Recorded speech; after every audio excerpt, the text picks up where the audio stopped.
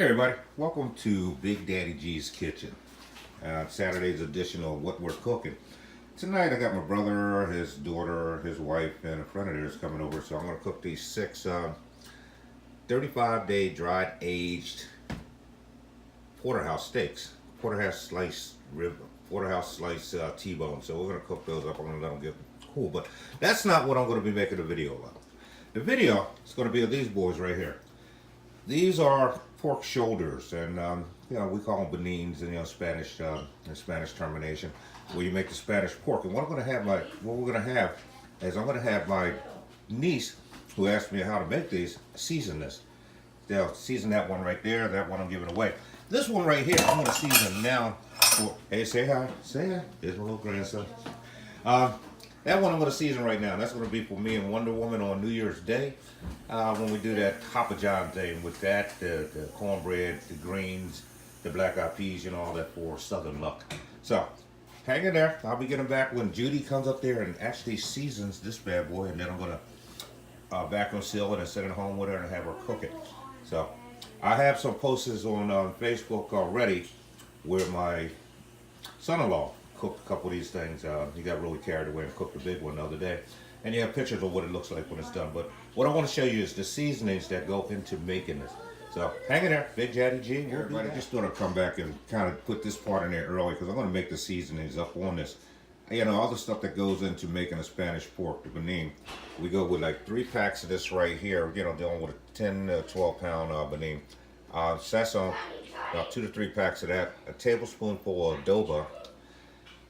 Tablespoonful of salt, oregano, olives and capers, garlic, and then we mix olive oil in to kind of like get it all nice and juicy and wet so we can stuff it inside the meat. So I kind of figured I'd go over this because I'm going to make this seasoning up real early. And basically what I'm going to have you guys look at when Judy gets here. Say hi, Wonder Woman.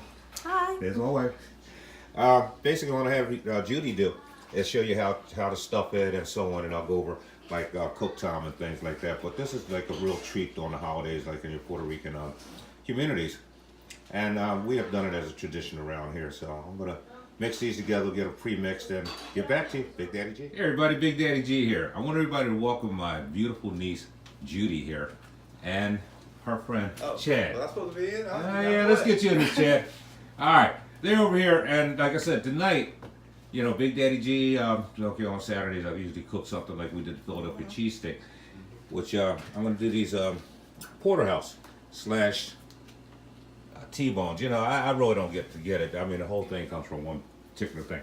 But what she's going to do is, I had a video where I seasoned up, I showed you the seasons that I'm going to use. She's going to show you, here's the seasonings, how to stuff and load up a benine, a Spanish pork. So Judy, have at it.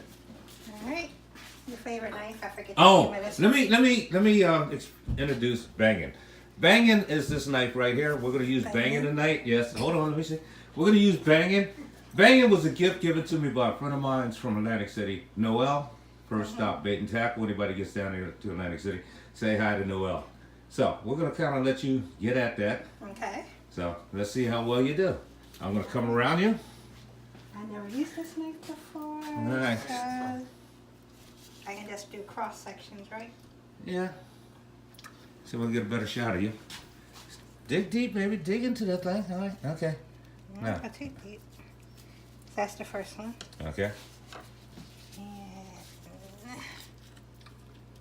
more than this. Well, as much as you want to put in there. Try to get as much seasoning in there. And as I said, this is done up with the sazon, adobo, salt, oregano. A little more. Get some more in there. Get a few olives in there.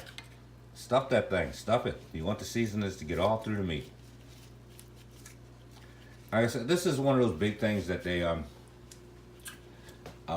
Spanish have, Puerto Ricans have as a traditional thing around the holidays, and in our family and a few other families, we have them throughout the year. It's just kind of a great thing to have here.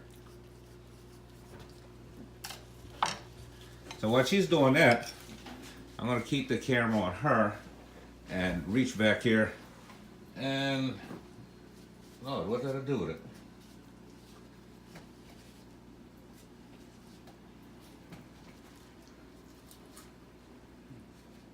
You Well, wanna try one? no, you're good. Watch me go ahead. Here, hold this on her for a minute. Just keep an eye. Put this on her. Oh, here we go. And I'll grab that. Okay, that's Judy. Now, here's one that I seasoned earlier. This one for me and Wonder Woman.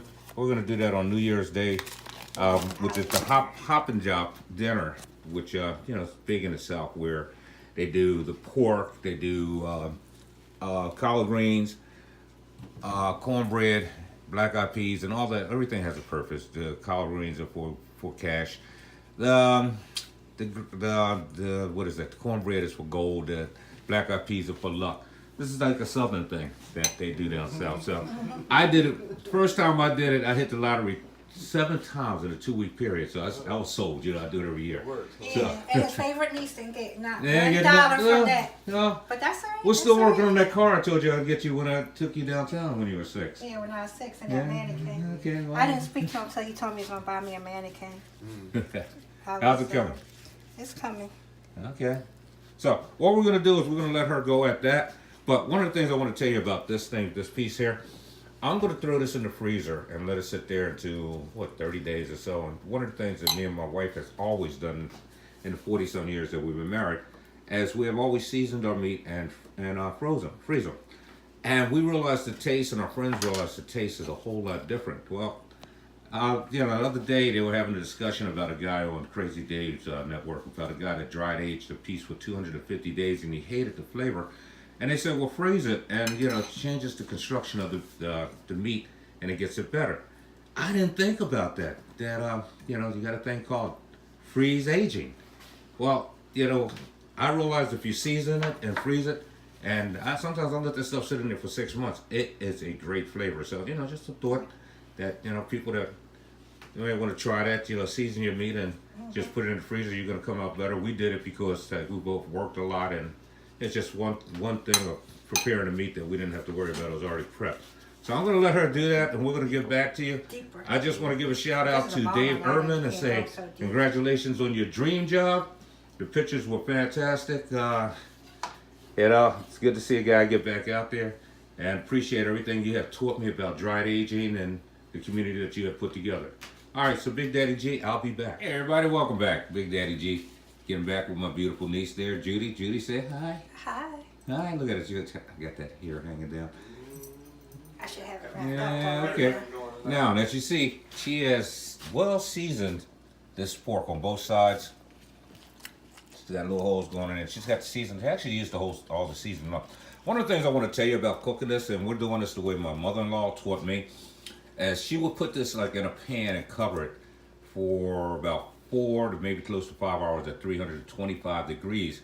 Leaving the skin up. Then she would take the top off, turn it up to about 450, maybe 500 degrees for another half an hour, and turn the skin into crackling, which is excellent because you get this really tender, juicy middle meat, and then you get the skin, which is and like it's crackling. It's really hard and it's chewy.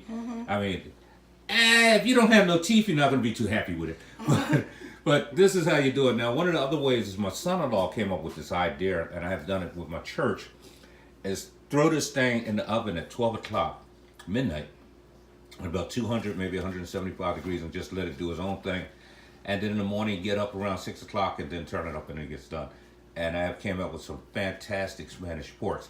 So I want to thank everybody hanging out with me, Thank you. Judy, and Chaz. Chad. There you go, peace. You know, and our version of preparing a Spanish pork, better known as a Benin. Big Daddy G out. Everybody have a great weekend.